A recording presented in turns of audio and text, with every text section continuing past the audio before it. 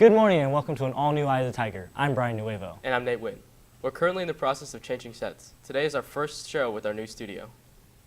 We now go to Wafik Ridwan with an update on Measure D's project's progress on campus. With a $25,000 budget set aside for auxiliary gym analysis, Roseville Joint Union High School District Construction Project Manager Jonathan Johnstone oversaw continued analysis of the 900s teacher parking lot last Friday, the potential site for a future auxiliary gym and girls' locker room. Yeah, so today we're doing some geotechnical drilling, mostly inspecting the types of soils that are underground for future development, checking to see sand content, clay content, to see how the soil stands up, its expansion, its compaction. In a draft timeline released 2 days ago by RJUHSD, the new auxiliary gym is expected to begin construction in spring 2019 and open fall 2020. That's definitely one that once it's time to start building, it's going to be a huge disruption on campus. They're not going to build an auxiliary gym in 3 months during the summertime. There's no way. So it's going to be probably a whole school year of getting that built. Over the summer, Roseville High School Principal David Bird worked with architects from Rainforth Grau Architects to begin and complete designs for the new gym by this December. And so we started this summer going and doing some tours of some gyms that are being built, auxiliary gyms being built in the area, started to get some really good ideas, started to meet with the architect. We've got plans drawn up. With the loss of parking in the 900s teacher lot, parking will be relocated elsewhere. Current plans include removing the nearest portables and restriping the parking lot behind 900 East. Well, we're going to wind up removing some portables and being able to take some portables out and put some parking over there and make the parking lot more of where the student parking lot is and the staff parking lot. They'll be a little more seamless and a little more connected. Until RHS receives the final blueprints and state approval necessary to build the auxiliary gym, RHS will continue to focus on smaller projects. Like our student restrooms on campus. That's one we were banging the drum pretty loudly for. We really want to improve that. They just look old and decrepit. So I just got today I haven't opened it yet, but we've had a few meetings with our architect over the summertime. We did a lot this summer of planning and kind of looking at some stuff, and we finally have a design model for bathrooms on campus and refurbishing and redoing those. For more information on Measure D projects, you can read the full story in yesterday's print edition of Eye of the Tiger. Homecoming tickets are now on sale. They are $15 this week and will be $20 starting next week, Monday through Wednesday, and will be $25 from there on out. As always, students with an ASB card will receive a $5 discount. We now go to Cale Gibson with sports. Good morning and welcome to this Tuesday's edition of EOTSN. I'm Cale Gibson. Freshman Josh Alger and senior Lucas Gaither played with prestigious baseball clubs over the summer. We go to Blake Beeman with more on the story. Senior Lucas Gaither played for the Oakland area code team this summer. So the area code team that I played for, it's the best player. It's top 200 players in the nation, and every team they represent a region.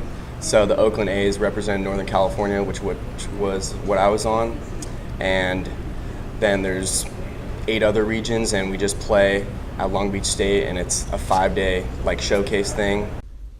Gaither believes the area code experience will better prepare him for the upcoming varsity season.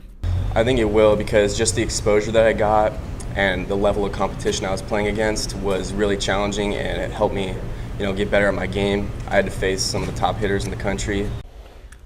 Freshman Josh Alger played for the 14U U.S. National Team Development Program this summer. It was they took the top 40 kids, and then they all met up there, and then it was like a camp, so you get to play, and then you get to play games, but then you do training and stuff like that. If Alger plays for the 15U national team next summer, he will get the opportunity to travel to Taiwan and play against teams from other countries. All the teams from different countries meet up, and then you play. It's like the baseball classic. They just play, and then you find a winner. But it's for your age group. For more on the story, you can read the full article in Monday's edition of Eye of the Tiger newspaper. In other news, the varsity football team took on the River Valley Falcons on Friday, looking to get their first win of the season after falling to the Chico Panthers and the Rio Linda Knights. However, luck would not be on their side as they would fall to the Falcons 59-13. The varsity boys water polo team had their annual Sierra College Shootout tournament last Friday and Saturday as they took on a number of teams all over Northern California. The team would go 2-5 as their only wins came against the River City Raiders and the Bear River Bruins.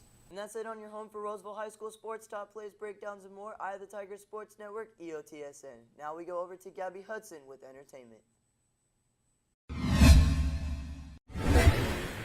Thanks, Kale. If you're one of the unlucky ones who hasn't been able to get tickets to the always sold-out remake of Stephen King's It, then you should probably pull out your phone right now and buy tickets to the next showing immediately. It is a horror movie without the conventional scare. What's truly terrifying about it is the psychological and emotional terror we see the characters subjected to. Oh, and by the way, the characters happen to be a cast of adorable little children, so get ready to suffer even more. We see our 7 middle schoolers who are already ostracized as it is get singled out by a demonic clown one by one. The attack on each character is personal to be something that only they would see the utmost terror in. I'm sure most came for a good old-fashioned monster movie, but stayed for the amazing cast of young stars. The youngsters bring the horror, but they also bring the comedy and emotion. Their lingo adds to the authenticity of their age and gives a good comedic relief when needed. Unfortunately for me, the film cashed in on my heartstrings just a little bit too quickly. The beginning scene of little Georgie meeting his doom while chasing a paper boat gives the most gut-wrenching feeling possible, and it fails to give that same emotional impact again. But still, it was enough to ride out the remaining 2 hours and on. Now we go back to news. Next Monday, Peer Helping will be putting on their annual Respect Assembly. Senior Aiden Gutierrez feels that assemblies like these help students make connections. We see a lot of anger on campus, and we're trying to make the campus a better place, obviously. And the whole overall view of the Respect Assembly is to bring together people that don't know each other, to just have respect on this campus in general. Junior McKinley Stevenson feels the assembly allows for transparency in the student body. Everybody has scars inside and on the outside, and you can't always see everybody's scars on the inside. And this Respect Assembly is a sneak peek at that. You can see how people have lived their lives and what they've gone through. Stevenson auditioned to be in the assembly and looks forward to the experience. Just the fact that I get to go up there and I get to tell people my story and maybe have the chance of connecting with somebody who has had the same struggles that I have, I think that's really cool. If you're feeling inspired to talk to a specific speaker, pick up a sign-up slip after the assembly in the gym. And that's it for us today on Eye of the Tiger. And remember, we're always on at eyeofthetigernews.com. See you next time.